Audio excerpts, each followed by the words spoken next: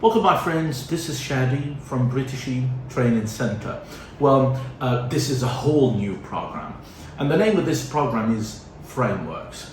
Well, simply because we're going to clarify teaching frameworks through different episodes of this program. So this is the first episode. Now, in this first episode, we're going to talk about the speaking framework. Now, we're going to go through the different stages of the speaking framework, and then after that, in the second episode, we're going to go through an actual speaking lesson and see how it should be taught. So get ready for the first episode. Well, talking about the speaking framework. Now, let's say that the first stage of the speaking framework is what we call leading. But this is actually the stage that starts any framework. Because again, leading is about generating interest in the topic of your lesson. And we believe in teaching, in modern teaching, that the most important thing and the thing that you have to start with is attracting your students, getting them involved, getting them interested in what you want to teach. And this is why we say that the first stage in teaching a speaking lesson is leading. Now, what do we mean by leading? How can we, have an effective leading stage? Well, there are so many different ways. Well, imagine that you're teaching your students something that is about pollution.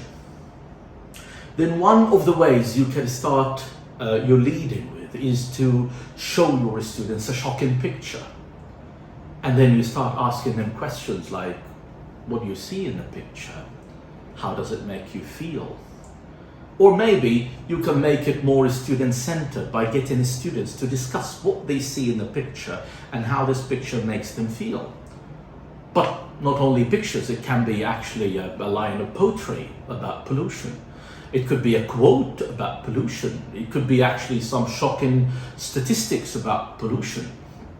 So there are so many ways of running a wonderful leading. It could be a short video, and when I say a short video, just something that would last for 1 minute or something. And then once your students are interested in your lesson, now you start moving to the second stage. Now, what is the second stage in a speaking lesson?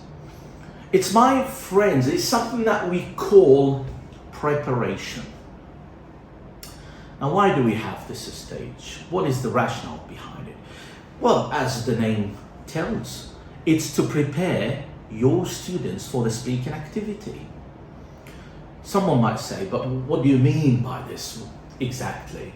Let me give you a very good example. Imagine that you decided to attend a speaking course with me, a conversation course. And then you're sitting there as a student, and then I said to you, I want you to speak about the problems that face polar bears in Antarctica. And then you start, looking at your friends, problems that face polar bears in Antarctica. How would I know? How can I speak about this? I know nothing about it. Well, that's why we have the preparation stage, because do not expect the students all the time to know about the topics you want them to speak about. In order to be able to speak about a topic, you must have some information first about that topic.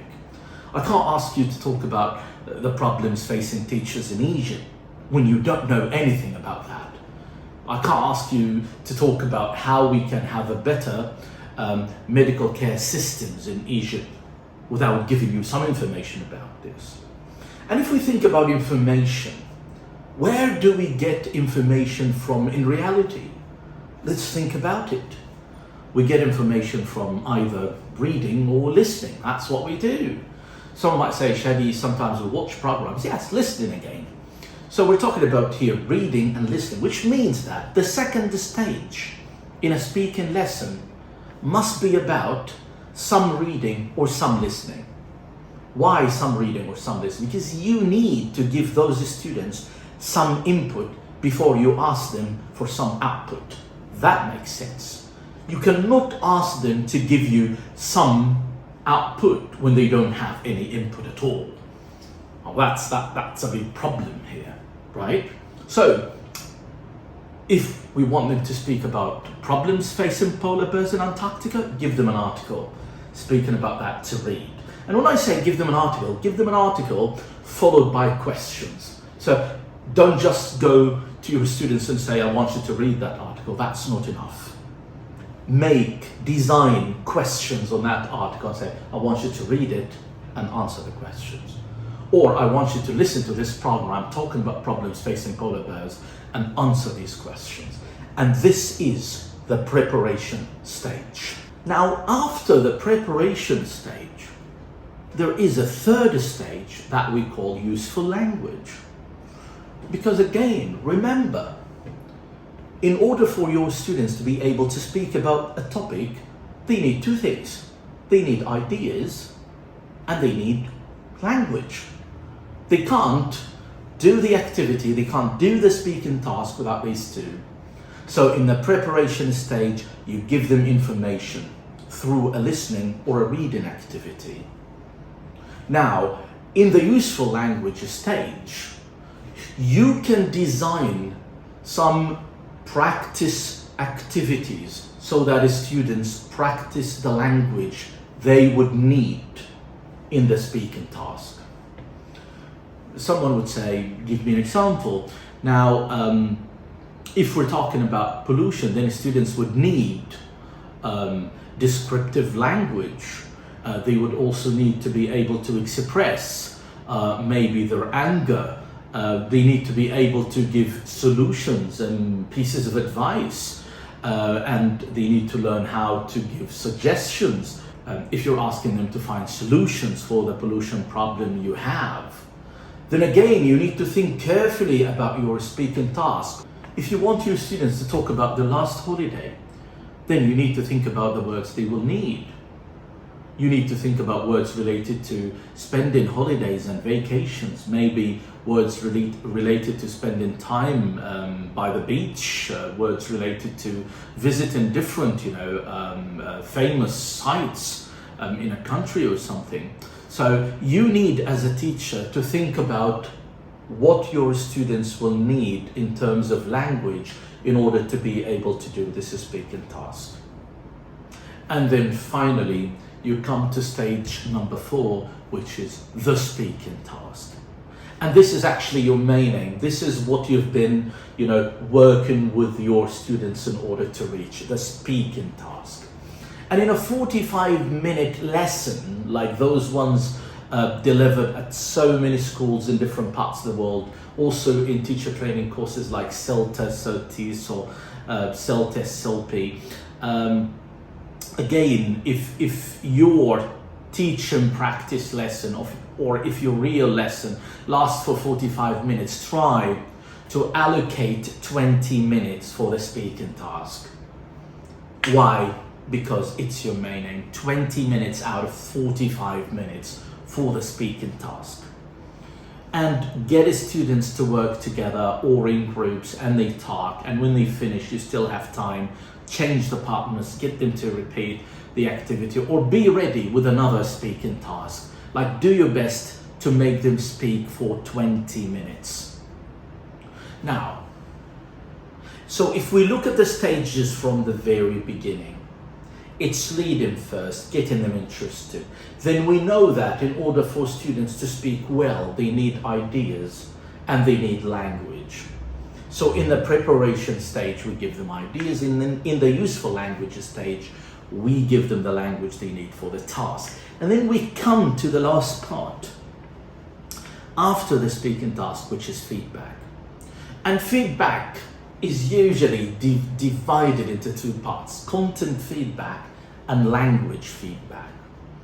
Now, content feedback is all about checking your students' ideas.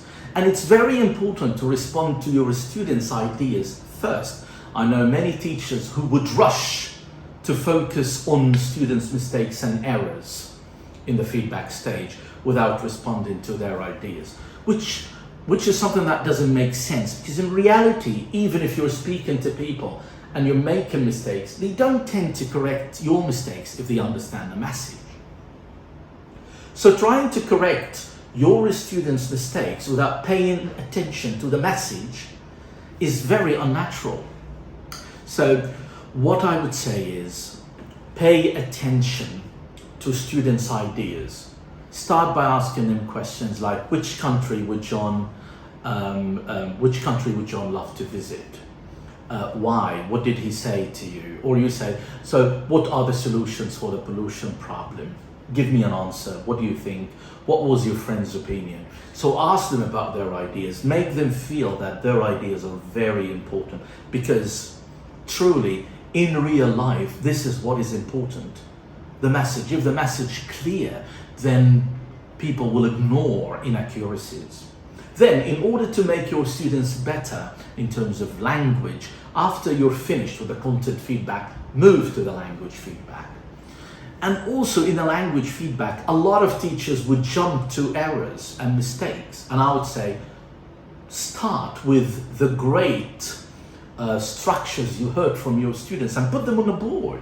If one student used a wonderful word, okay, that you even didn't teach in the lesson today, and you heard him or heard her using it, take it, put it on a board, okay, and praise them for using it. Show them also the other good structures used by the friends. And then after that, move to their errors. But when you talk about their errors, don't say the names. Don't say, I'm sorry, Michael made this mistake now. No, that's very embarrassing. So be sensitive when discussing your students' errors. Don't say the names. Just say, I heard someone say, and write that mistake on the board. And then look at your students and say, okay, who can correct this one? Okay, is that correct? What's wrong with it? How can we make it correct? And also, someone might say, Shadi, are we going to correct every mistake students make? No, I would say prioritize the areas that you focused on in the useful languages stage, because it is impossible to correct all the students' mistakes in one speaking lesson. This is even not doable. So, to wrap up, 5 stages are there for teaching speaking: leading, preparation, useful language, the speaking task, and finally feedback. And remember, a good speaking lesson is not just gathering students in one classroom and asking them to speak or giving them a topic to speak about. That is not enough. Because remember, if you do this, it means that the students will leave with the language they came with. What you really want is that your students are given a good opportunity to practice, but at the same time, the level of speaking is increasing in terms of language and ideas.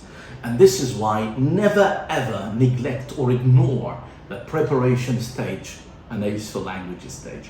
Remember, that's not the end of the speaking framework. In the coming episode, we're going to go through a real speaking lesson and see how these stages are integrated in real teaching. Thank you so much, my friends. I was happy to have you today. This was Shadi Abu Yusuf. Bye-bye.